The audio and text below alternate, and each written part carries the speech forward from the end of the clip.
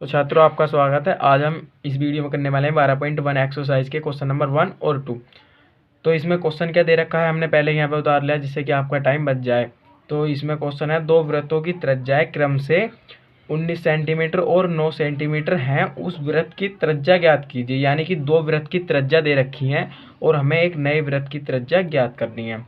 आगे पढ़ते हैं। जिसकी परिधि इन दोनों वृत्त की परिधि के योग के बराबर है। मतलब जो वृत्त है नया, उसकी परिधि जो है इन दोनों वृत्त के परिधि के बराबर है। तो हमें बता रखा है कि जो नया वृत्त आएगा उसकी जो परिधि होगी इन दोनों जो वृत्त हैं उनकी परिधि के बराबर होगी। तो हम यहाँ से इसे हल करना स्टार्ट करते हैं। तो हम यहाँ पे हल लिखेंगे और स्टार्ट करेंगे। लिखेंगे पहले वृत्त की त्रिज्या। पहले वृत्त की त्रिज्या बराबर क्या दे रखी है हमें, 19 सेंटीमीटर। ठीक है। और फिर हम लिखते हैं दूसरे वृत्त की त्रिज्या। दूसरे वृत्त की त्रिज्या बराबर 9 सेंटीमीटर क्वेश्चन में दे रखी है। ठीक है।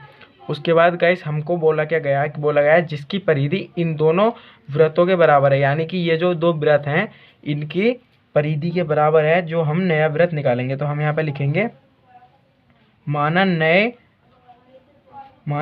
परिधि।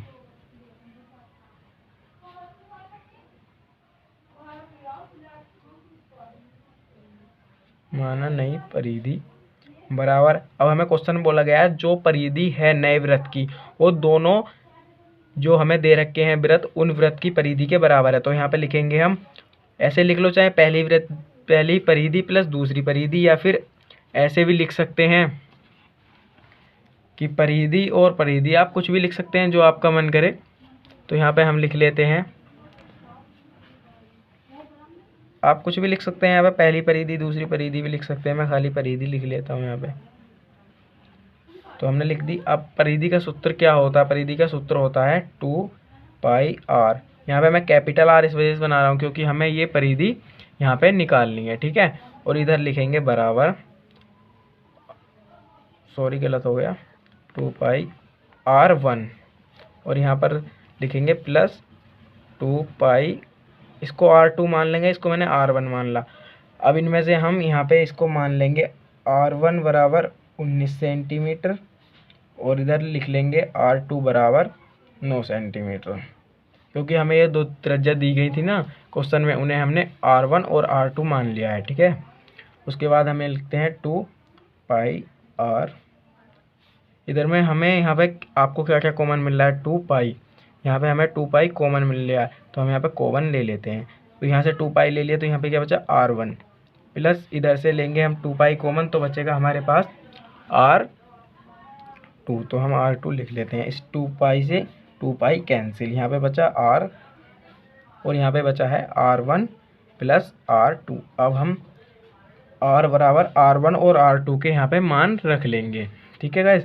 तो हमें r1 और r2 के हमने मान क्या माने थे, 19 सेंटीमीटर r1 का और r2 का 9 सेंटीमीटर। तो हम लिख लेंगे r1 19 प्लस r2 9। अब इनको जोड़ो, बराबर 28 सेंटीमीटर। देख सकते हैं आप। तो गाइस आप देख सकते हैं यहाँ पे हमने r1 और r2 का मान रखा और r1 हमारा 19 था और ये था 9। इन दोनों को हमने जोड़ा तो यहाँ पे आ गया 28 सेंटीमीटर आंसर। जैसे कि आप चेक कर सकते हैं 28 सेंटीमीटर आंसर बुक में जाके। इसके बाद हम करेंगे क्वेश्चन नंबर 2। तो मैं आपको क्वेश्चन नंबर 2 बुक में दिखाता हूँ। तो हम आप देखते हैं क्वेश्चन नंबर 2। तो आप क्वेश्चन नंबर 2 देख सकते हैं, दो वृत्त की त्रिज्याएं क्रम से 8 सेंटीमीटर और 6 सेंटीमीटर हैं, उस वृत्त की त्रिज्या ज्ञात कीजिए। उस वृत्त की त्रिज्या ज्ञात कीजिए जिसका क्षेत्रफल इन दोनों वृत्त के क्षेत्रफल की के योग के बराबर है। इन दोनों वृत्त के क्षेत्रफल के योग के बराबर है। तो यानी कि ये दो त्रिज्या दे रखी है हमें, इनके जो वृत्त हैं उनके योग के बराबर है जो हमें नया वृत्त का क्षेत्रफल ज्ञात करना है। ठीक है। तो अब स्टार्ट करते हैं। तो हम यहाँ पे लिखेंगे पहले वृत्त की त्रिज्या। पहले वृत्त की त्रिज्या बराबर 8 सेंटीमीटर। दूसरे वृत्त की त्रिज्या, दूसरे वृत्त की त्रिज्या बराबर 6 सेंटीमीटर।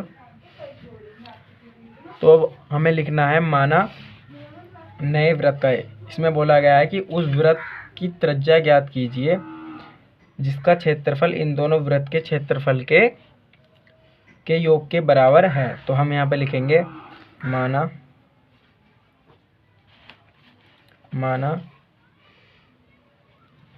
नया क्षेत्रफल बराबर वृत्त का क्षेत्रफल, यानी कि पहले वृत्त का क्षेत्रफल,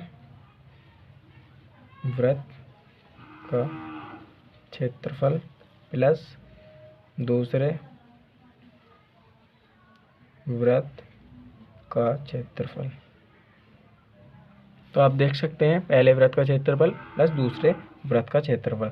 तो इसका सूत्र होता है पाई आर स्क्वायर। मैंने पहले की तरह यहाँ पे आर कैपिटल बना लिया है और यहाँ पे लिखेंगे बराबर पाई R1 मान लेंगे इसको, R1 का स्क्वायर प्लस पाई R2 का स्क्वायर, इसको R2 मान लेंगे। ठीक है, फिर हम नीचे लिखेंगे पाई R2 बराबर, इसमें क्या कॉमन आ रहा है, इन दोनों में आप देख सकते हैं यहाँ पे पाई कॉमन मिल चुकी है हमें, तो हम इसको लिखेंगे पाई से पाई को कैंसिल कर देते हैं और यहाँ पे लिखते हैं R1 का स्क्वायर प्लस R2 का स्क्वायर। ठीक है, हमने यहाँ पे आर स्क्वायर बराबर R1 का स्क्वायर, जैसे कि हम पहले की तरह क्वेश्चन में मान लेंगे R1 बराबर 8 सेंटीमीटर और R2 बराबर 6 सेंटीमीटर। ठीक है, अब हम यहाँ पे लिख लेंगे R1 8 सेंटीमीटर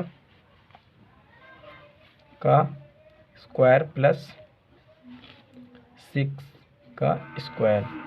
तो हम यहाँ पे इसे लिख लेंगे, इसका स्क्वायर होता है 64 प्लस इसका स्क्वायर होता है 36। ठीक है, अभी हम इन दोनों को जोड़ लेंगे, तो हम इसके बाद लिखेंगे R बराबर 100 का स्क्वायर। तो इसमें हम देखेंगे तो हमें यहाँ पे 10 गुणा 10 इसके टुकड़े बन जाएंगे।